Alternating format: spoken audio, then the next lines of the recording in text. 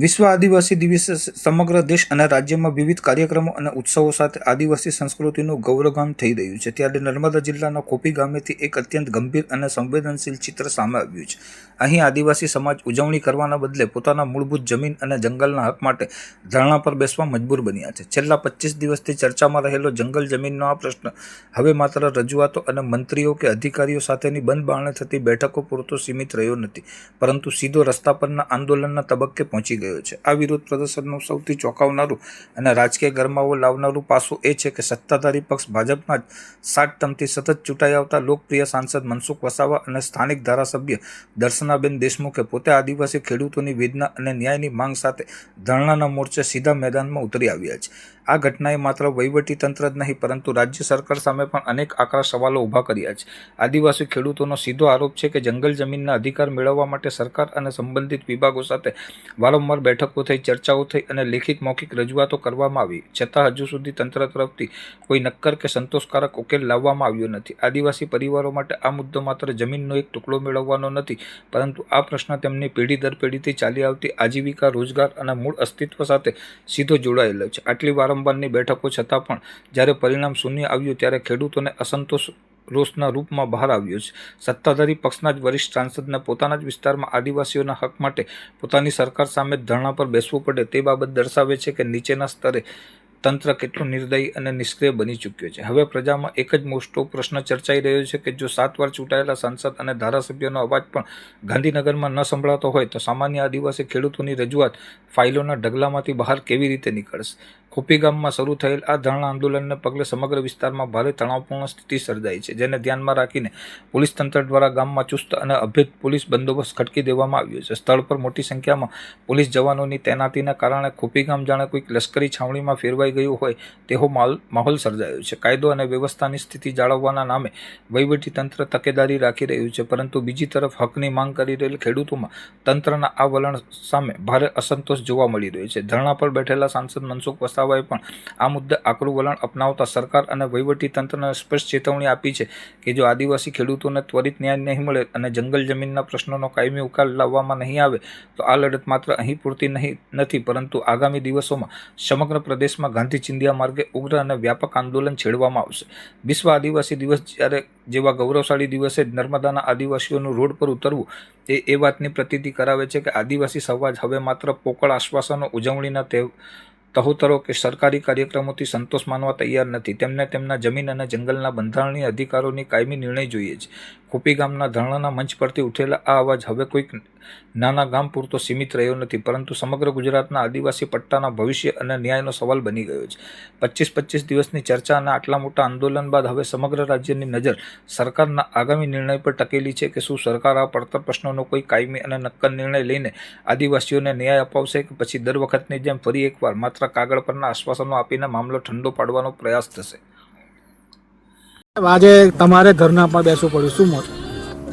જો આપ સૌ જાણો છો તે પ્રકારે આ નર્મદા જિલ્લાના આ સાગબારાના ખેડૂતો 14 થી 15 ગામના જે ખેડૂતો એ 20 વર્ષથી આ જંગલ ખાતાની જમીન ખેડતા આવ્યા છે અને એ 20 વર્ષથી ખેડે છે. એમના પાસે અનેક રીતના પુરાવા છે. ટ્રાઇબલ સપ્લાયમાં પણ કેટલાક પત્રો પડેલા છે અને બીજું આ જે ખેડાણ જે કરે છે એનાથી પણ આપણને સ્પષ્ટ ખ્યાલ આવે કે 20 વર્ષથી ખેડાણ કરે છે, પરંતુ છેલ્લા 2 વર્ષથી જંગલ ખાતાએ ખોટા બહાના કાઢી અને આમને જંગલ જમીન ખેડતા રોક્યા છે.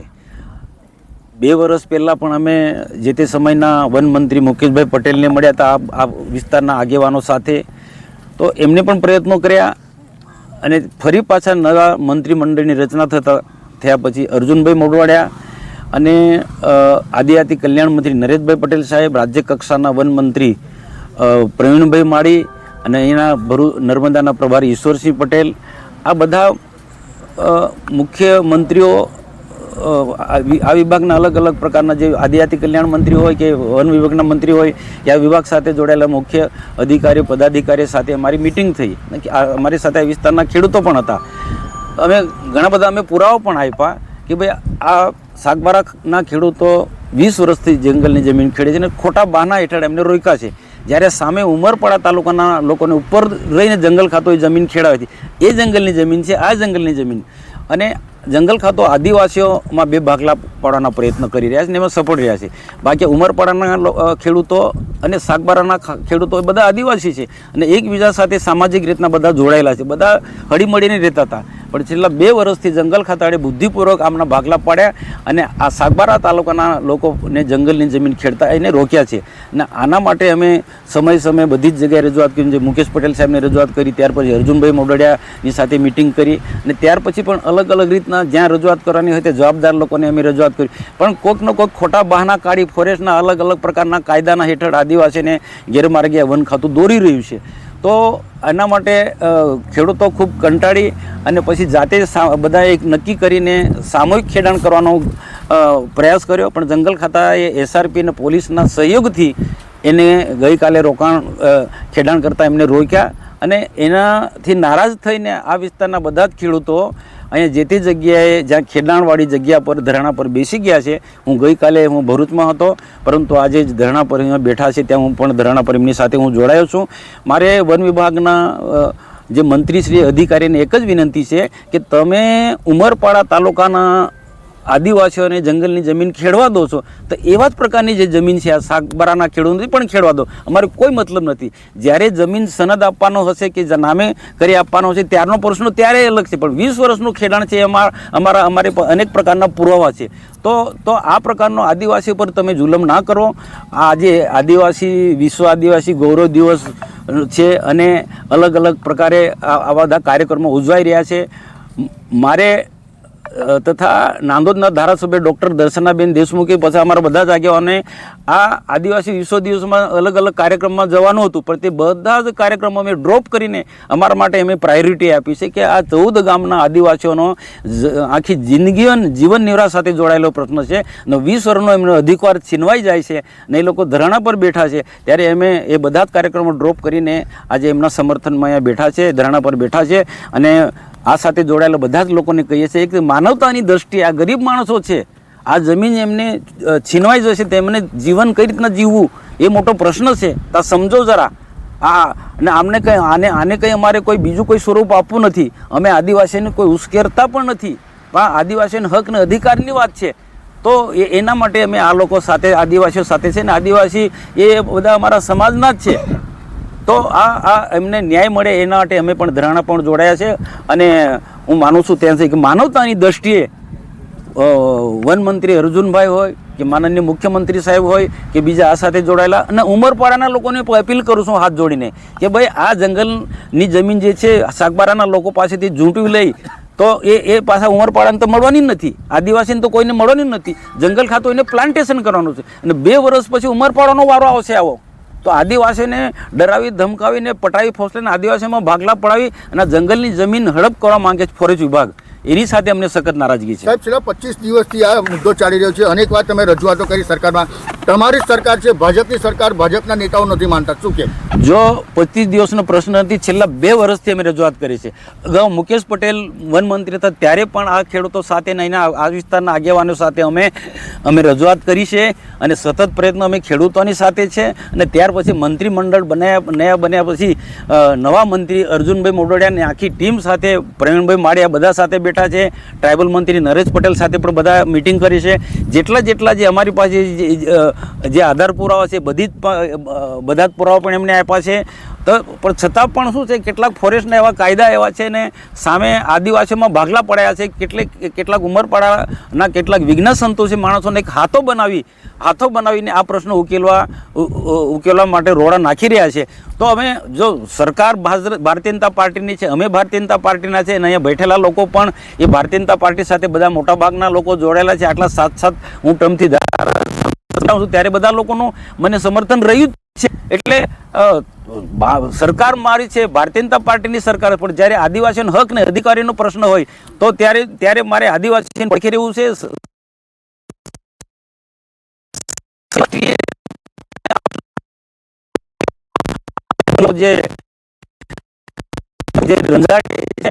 તમે જો આ ધરાણા પર બેઠા મંડપ પણ નહોતા બાંધવા દેતા અને છતાં મારી હાજરીમાં આવ્યા પછી આ મંડપ બનાવ્યો. તો આ પ્રકારનો જુલમ તો ના હોવો જોઈએ. અમે ન્યાયની વાત કરીએ છીએ, આદિવાસીના હક ને અધિકારની વાત કરીએ છીએ. બીજી બધી જગ્યાએ જંગલની જમીન જે ખેડતા હતા એટલે કેટલાક લોકોને અધિકારપત્ર મળી ગયા, કેટલાક પેન્ડિંગ દાવા છે. તો આ પેન્ડિંગ દાવાની સાથે આને જોડવું જોઈએ. અને એ ઉપરાંત બીજા પણ ઘણી બધી જગ્યાએ એની સાથે મને કોઈ નારાજગી, કેટલીક જગ્યાએ નવા પણ ખેડાણ ત્યાં વન વિભાગ ત્યાં રોકતું નથી. તો આ તો 20 વર્ષનો જે ખેડાણ છે, 20 વર્ષનો એમનો અધિકાર છે, તે કેમ છોડાવવા માંગે છે? આ નિરાકરણ કેમ નથી આવતું આનું? નિરાકરણ નથી આવતો એટલે તો અર્જુનભાઈ અને પ્રવીણ માળીને તમે પૂછજો. તમે પ્રવીણ માળી આપણા નર્મદા જિલ્લાના પ્રભારી મંત્રી પણ છે, એમની પણ ફરજ છે ભાઈ. જિલ્લાના તમે પ્રભારી મંત્રી છો અને આ સાગબારા તાલુકો નર્મદા જિલ્લામાં આવે છે, એના પ્રભારી મંત્રી છો. કમસે કમ પ્રભારી મંત્રી થોડી ચિંતા તો કરો. અને આ મારા કરતાં વિશેષ જવાબદારી પ્રવીણભાઈ માળીની છે જવાબદારી. આજે પ્રવીણભાઈ માળી કેમ પૂછતા નથી? મારે એમની સાથે નારાજગી નથી, પણ મારી એમની વિનંતી છે અહીંના સાંસદ તરીકે કે આ વિસ્તારના સહપ્રભારી છો નર્મદા જિલ્લાના અને ફોરેસ્ટ વિભાગ તમારી પાસે આવે છે, તો ન્યાયની દ્રષ્ટિએ આ ખેડૂતોને ન્યાય આપો તમે. અને 20 વર્ષનો અધિકાર છે, 20 વર્ષનો અધિકાર તમારું ડિપાર્ટમેન્ટ કઈ રીતના છીનવી રહેશે? મુખ્યમંત્રીને પત્ર લખ્યો, એનો મુખ્યમંત્રીને પણ પત્ર લખ્યો છે અને મુખ્યમંત્રીને હું પણ રૂબરૂ પણ મળવાનો છે ને આખી માહિતીથી માહિતગાર કરવાનો છે. 20 વર્ષનું ખેડાણ છે ને આવા જ પ્રકારનું અમરપાડાનું ખેડાણ છે, તેમને છૂટ આપે જ ખેડવા માટે. તો આદિવાસીઓમાં ભાગલા પડાય, બે ધારી નીતિ તો કોઈ કઈ રીતના ચલવી લેવાય? આ બે ધારી નીતિ સરકાર જ કરી રહી છે. સરકારના કેટલાક અધિકારીઓ પોતાના સ્વાર્થ માટે કે આ જમીન 400-500 એકર જમીન છે એ ખાલી કરાવી અને અહીંયા પ્લાન્ટેશન કરે. પ્લાન્ટેશન કરે એટલે તમને ખબર છે કે એમાં લાખો રૂપિયાનો ખર્ચ થાય, એને એમાં કેટલાક ટકાવારી જોતા હોય, બીજો કોઈ મતલબ નથી આમાં. जो फॉरेस्ट राइट्स एक्ट है 2006, वन अधिकार अधिनियम 2006, उसमें एक्ट में ये मेंशन किया हुआ है कि 13/12/2005, 13 दिसंबर 2005 से पहले जिसका खेडान है, जो वर्षों से खेती कर रहा है, तो एक्ट के माध्यम से उनको प्रोटेक्शन है कि जो भी ये दावा अर्जी है, हक दावा अर्जी है, उसके हिसाब से अगर इनका कोई खेडान है तो जो वन विभाग है और जो रेवेन्यू डिपार्टमेंट है उसको वेरीफाई करेगा और उनको अनुमति देगा. लेकिन इस केस में ये इशू है कि जो भी लोग हैं ये सब सागबारा ज़िला के हैं और जो वन ज़मीन है, जंगल की ज़मीन है, ये सूरत ज़िले में आती है.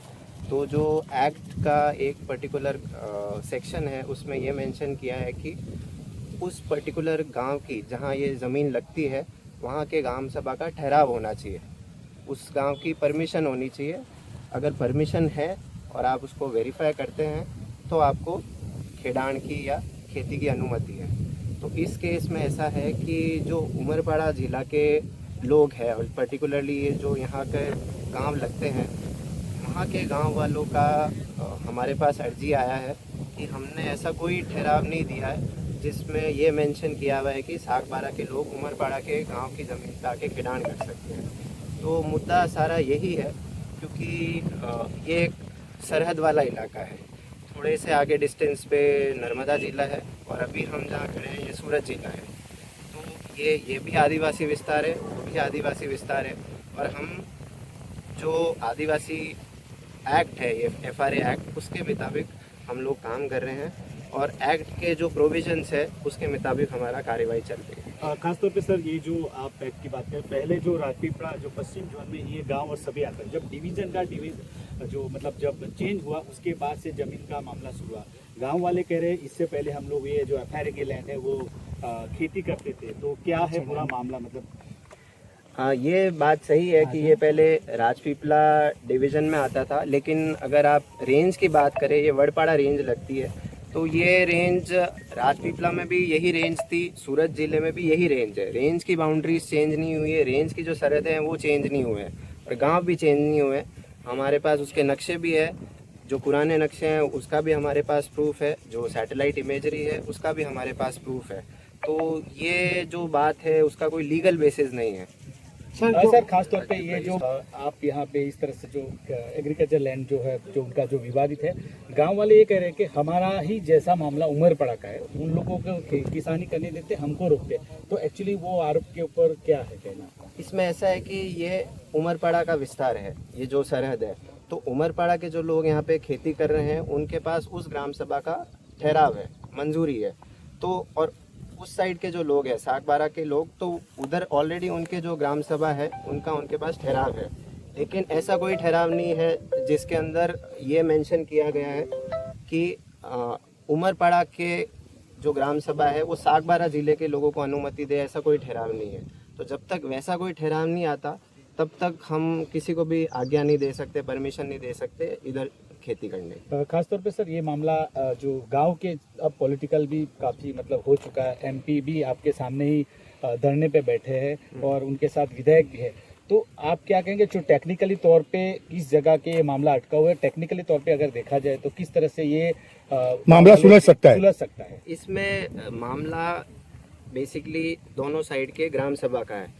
अगर यहाँ की ग्राम सभा वहाँ के लोगों को ठहराव दे दे, मंजूरी दे दे लिखित में ऑन पेपर कि आप लोग यहाँ पे वर्षों से खेडान करते हैं, और लिखित में अगर ये जो परमिशन है, ठहराव है, वो FRA एक्ट के तहत आगे जो प्रोसेस होता है उसमें TSP का, DLC, SDLC का, अगर वो ठहराव से, मंजूरी से, सबकी सहमति से अगर वो पास हो जाए तब ये जो सारा इशू है वो सॉल्व हो जाए। सर कितनी लैंड का पूरा विवाद मामला है? ये लैंड लगभग 1350 हेक्टेयर जितनी है टोटल।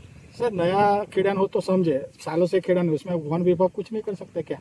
उसी को भी वहाँ पे सरकार तहसील के उसी पे चिट्ठी पे ही रखना पड़ेगा।